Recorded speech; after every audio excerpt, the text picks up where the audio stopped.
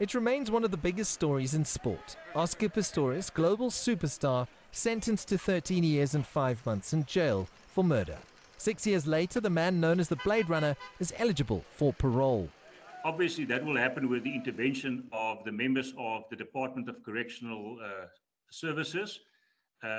So they are only sitting on certain times of the year, obviously not on a weekly basis.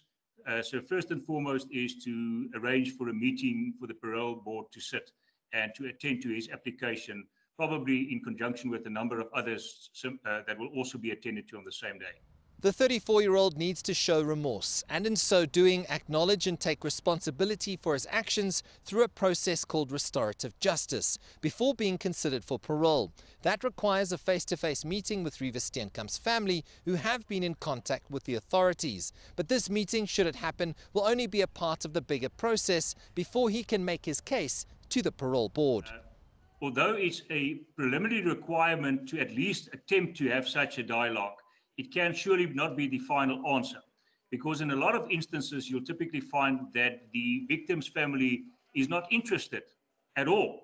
And in actual fact, to cut the long story short, it will be to his benefit, but it's not the single and most important aspect in the consideration. It could take weeks or even months before the former track star gets a date before the parole board.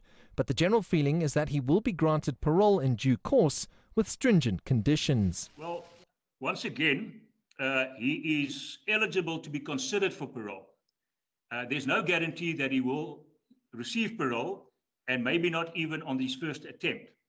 That's the first aspect. The second aspect, in my mind, I do think he would qualify for parole, and I do think he is going to be granted parole eventually. I have not considered any evidence to the contrary which persuades me that he is not a candidate to be considered favorably for parole. It has been a remarkable fall from grace for the man who once captured the imagination of the world. Muscular at the peak of his career and with millions of dollars in endorsements. He now sits in a cell depleted of the muscle that saw him reach the able-bodied Olympics in 2012, reportedly with a long beard, cigarette in hand, and waiting for his chance to return to some sort of normality after a moment in time that he will regret forever. Sias, Plessis, CGTN, Johannesburg, South Africa.